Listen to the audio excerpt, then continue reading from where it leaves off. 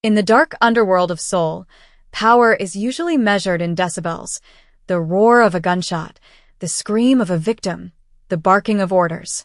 But for Dae-hyun, the undisputed king of the Gwangju Syndicate, power was absolute, terrifying silence. He sat in the back of the armored sedan, watching the neon city bleed past the rain-streaked glass like watercolor paint on a dark canvas. He was a man composed of sharp angles and bespoke tailoring, a figure carved from marble and resentment. To the outside world, he was the Silent Dragon, a moniker that carried both reverence and mockery. Born into a world without sound, he had mastered the art of reading the microscopic twitches of human facial muscles, the frantic pulse in a liar's jugular, and the rhythmic vibration of fear that hummed through floorboards. He did not need to hear a man beg to know he was desperate. He did not need to hear a betrayal to feel the shift in the air pressure of a room. His disability was his fortress. Or so he told himself. The paradox of his existence was suffocating. He controlled a chaotic empire of noise, nightclubs, shipping lanes, underground gambling dens, yet he lived in a pristine, vacuum-sealed bubble. Tonight, that bubble felt heavier than usual. He rubbed his temples, where a dull, throbbing pressure had been building for weeks, a ghost in the machine of his skull. His lieutenant, a man named Choi, sat in the front seat, his mouth moving in the rear-view mirror. Dae-hyun watched the lips. "We have the shipment. The Russians are satisfied." Dae-hyun merely nodded, his gaze returning to the window. He was feared. He was obeyed. He was unstoppable. But as the car idled at a red light, he saw a street musician playing a saxophone on the corner. The man's cheeks puffed out, his body swaying with an invisible rhythm, eyes closed in ecstasy. Dae-hyun felt a sudden, violent spike of envy that nearly made him shatter the glass. He possessed billions in assets, yet he could not purchase the one thing the beggar on the corner gave away for free. The car accelerated, the vibration of the engine humming against his spine, a poor substitute for the music he had never known. The penthouse was a monument to brutalist architecture and isolation, a sprawling expanse of concrete, steel, and floor-to-ceiling glass overlooking the Han River. It was designed to maximize visual command. There were no hidden corners here, nowhere for an assassin to lurk.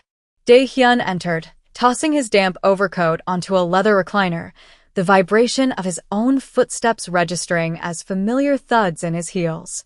The lights were dimmed, casting long, melancholic shadows across the polished slate floors. It was here, in this fortress of solitude, that the sensory deprivation became a tangible weight. He poured a glass of amber whiskey, the crystal decanter catching the ambient city light, and watched the liquid swirl. He could feel the liquid hit the glass, a subtle tremor in his hand, but the clink was absent. It was a silent movie of a life, played on an infinite loop.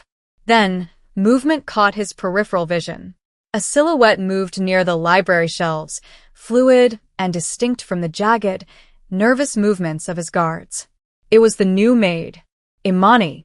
She had been with the household for 3 weeks, a quiet presence that Dae-hyun had initially categorized as background scenery, irrelevant to the violent calculus of his daily life. But she was difficult to ignore.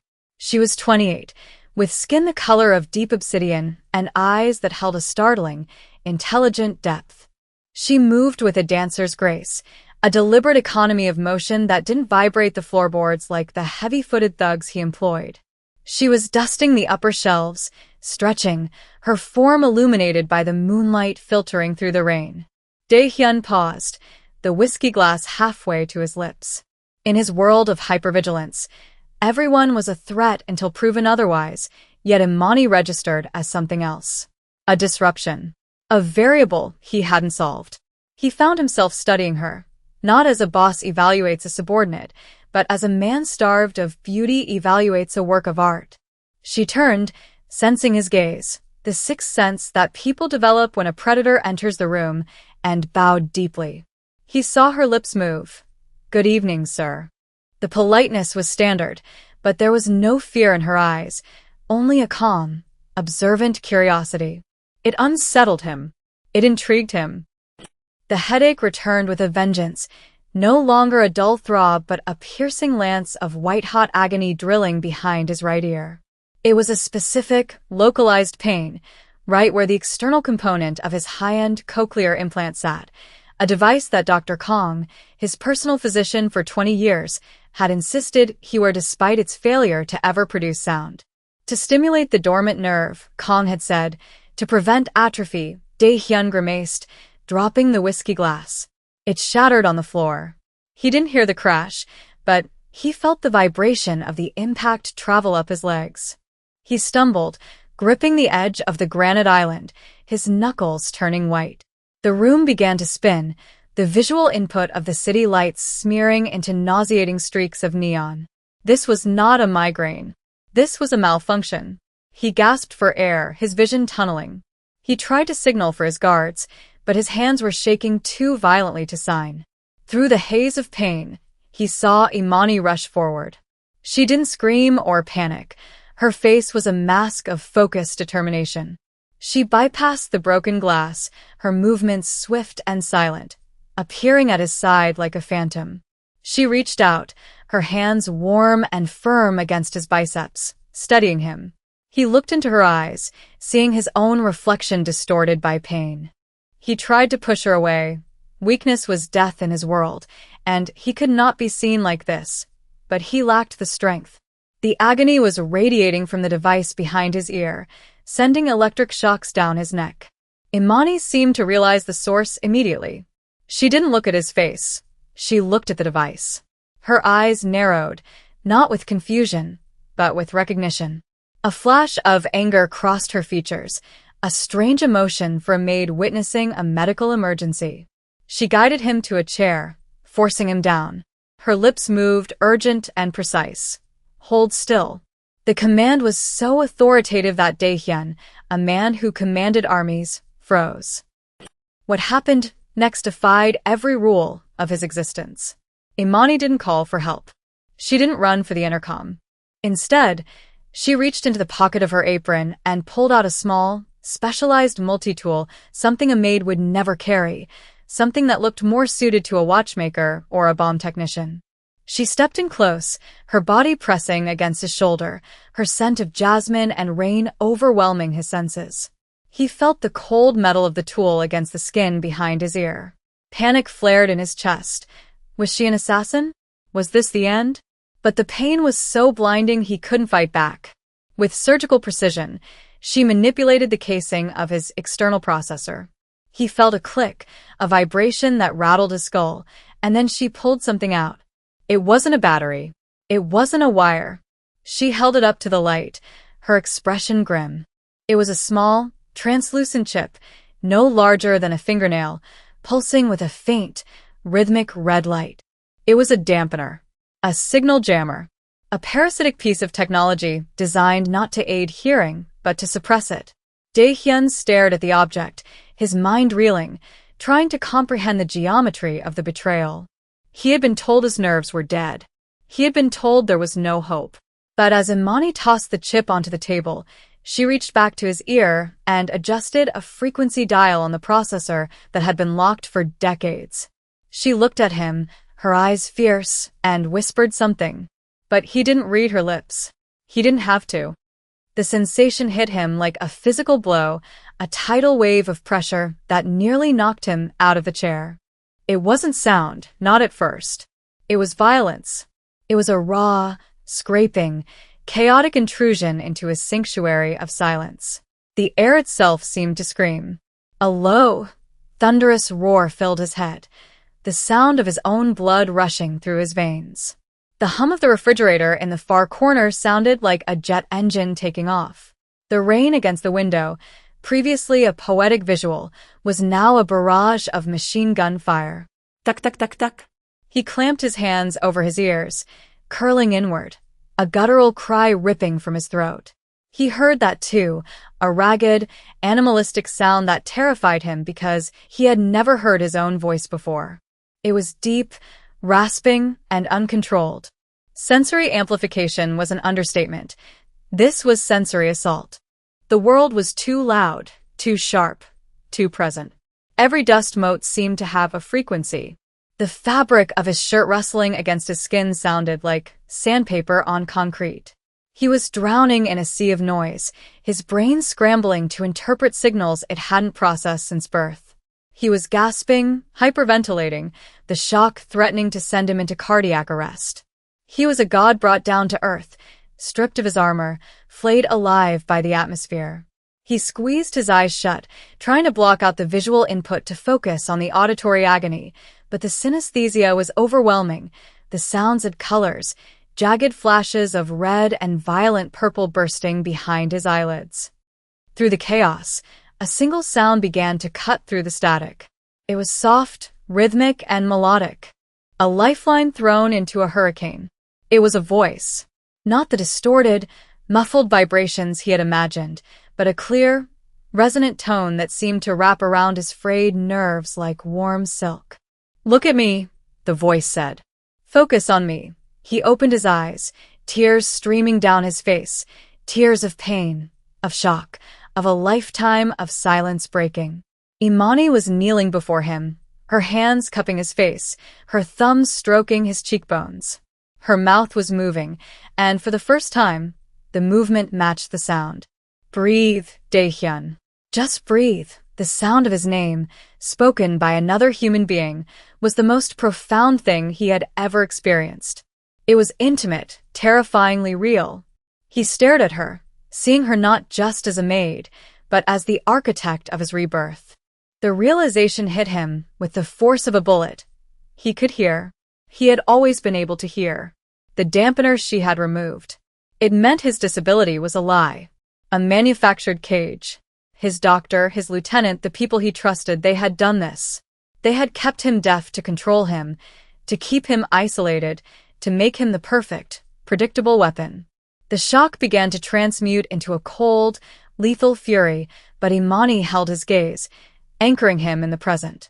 "Do not let the noise win," she whispered, her voice a soothing contrast to the mechanical shrieks of the apartment.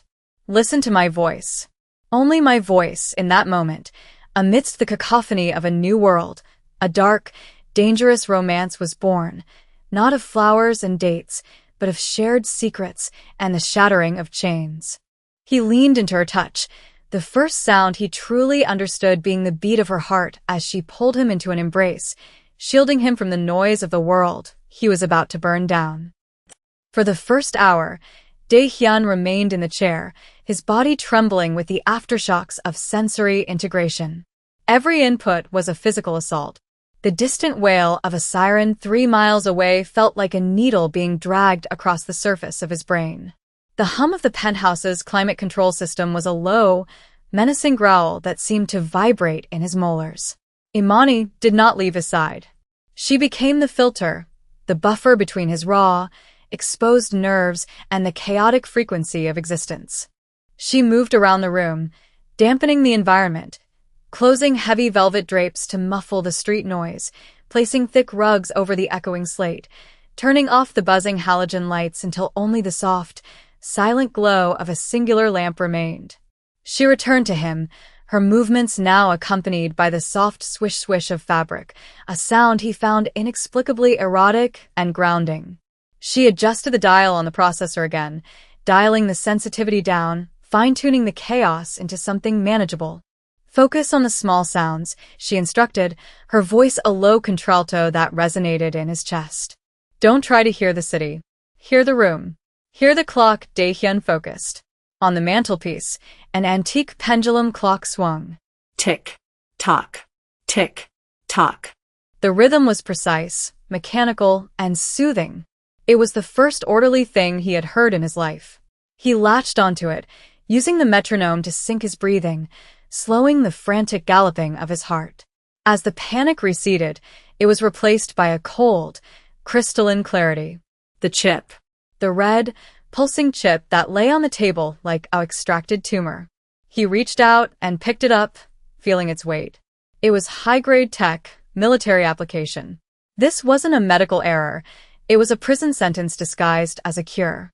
He looked at Imani, his voice rasping, and used the modulation required for speech he could actually hear. "How long?" he asked. The sound of his own voice was deep, gravelly, foreign. Imani didn't flinch. "Since the beginning," she said softly. "The device wasn't broken, Daehyun. It was locked." The implication was a vast, sprawling architecture of cruelty. His silence had been the foundation of his empire, but it had also been his leash, held by men he called brothers. The following morning brought the true test, a performance of deception that required every ounce of Daehyun's iron will. He had to play the deaf king, the silent dragon, while the world roared its secrets into his newly awakened ears. He sat at the head of the mahogany conference table in his private boardroom, the leather chair creaking beneath him, a sound he now knew signaled shifting weight, nervousness. Lieutenant Choi sat to his right, and Dr. Kong, the architect of his silence, sat to his left. They went through the motions of the weekly briefing. Choi used sign language, his hands moving with practiced, sharp efficiency. Revenue is up 12% in the Incheon sector. The dock workers are compliant. But as Choi signed, Daehyun heard the wet, sticky sound of the man's tongue peeling from the roof of his mouth, and then the murmur under his breath. "The Russians are pushing for a bigger cut. If he doesn't agree, they'll burn the warehouse." Daehyun kept his face an impassive mask, staring at Choi's hands, pretending to absorb only the visual data. The disconnect was jarring. The sign language said compliance. The voice said mutiny. Then Dr. Kong spoke, not bothering to sign because he believed his patient was in a soundless void. "His vitals are stable, but he looks tired, Choi. Maybe the dosage needs increasing. If he becomes lucid. If he starts asking questions." The doctor's voice was reedy, high-pitched, vibrating with a coward's tremor. Choi chuckled, a low, guttural sound that grated on Daehyun's ears like grinding stones. "He won't ask questions. He's a dog that knows its kennel. As long as he can't hear the wolves coming, he needs us to guide him."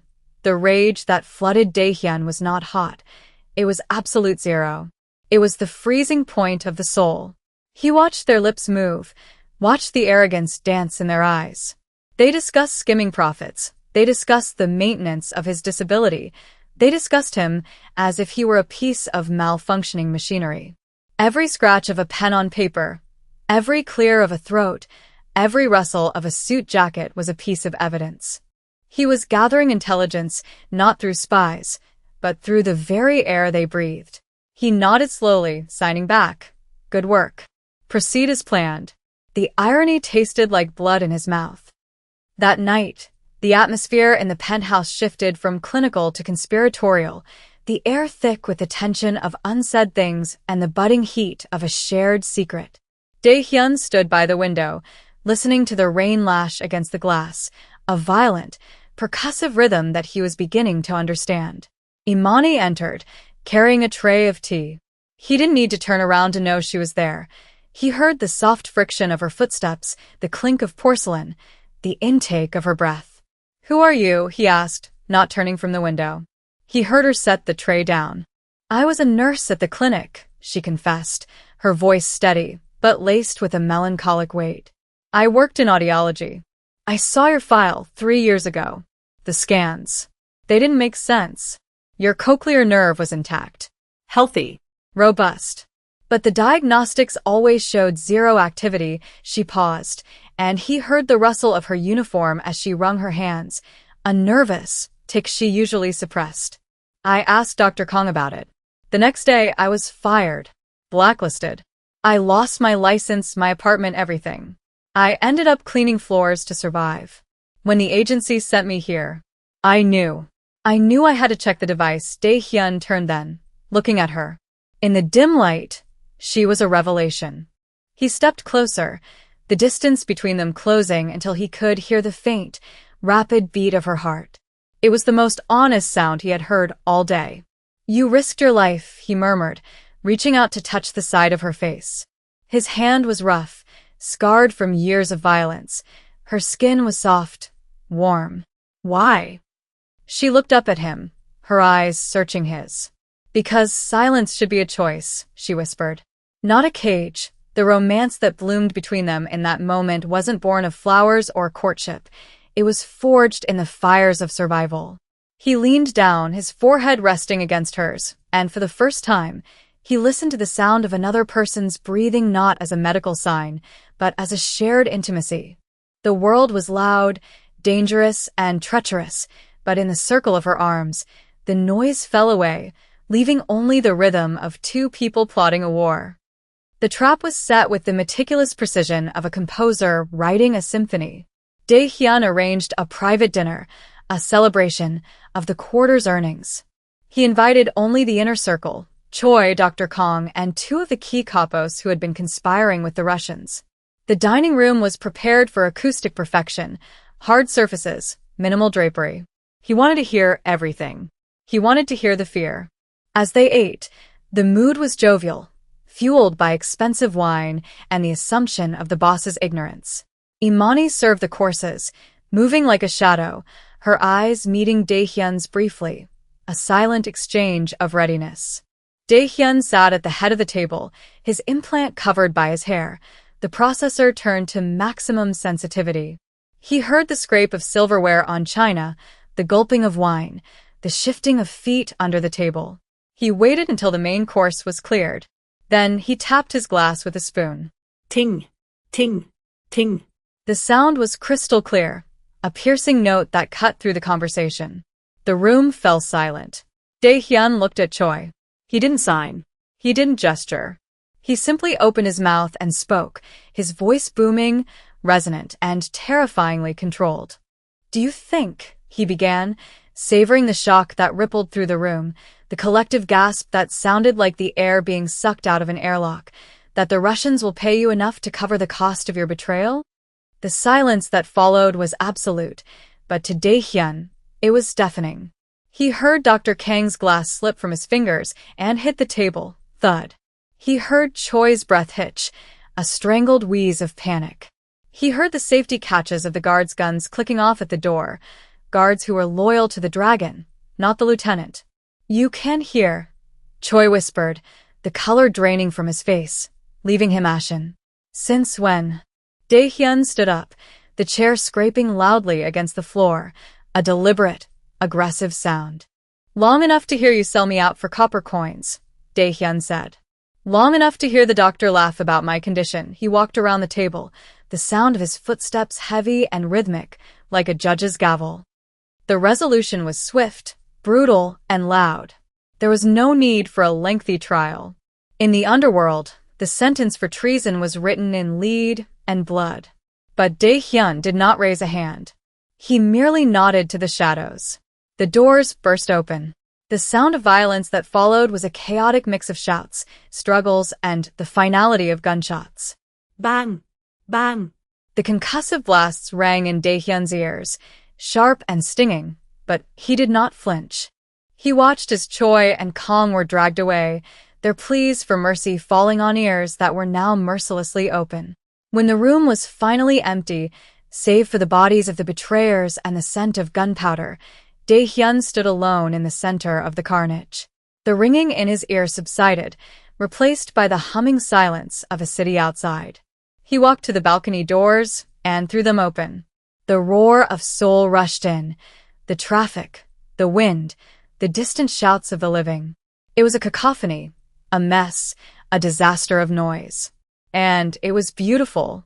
Imani stepped out beside him, wiping a speck of blood from her cheek. She didn't say a word. She didn't have to.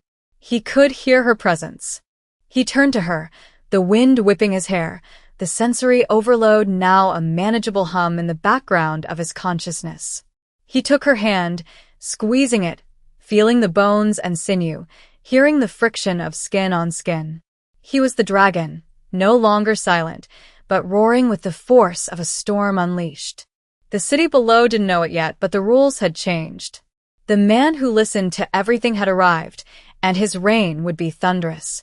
He looked at Imani, and for the first time in his life, he whispered a secret that wasn't a lie. "Music," he said, looking at the chaos of the lights below. "It's all music," and as the sirens wailed in the distance, creating a harmony with the wind, he pulled her close, the architect of his freedom, and finally, truly listened.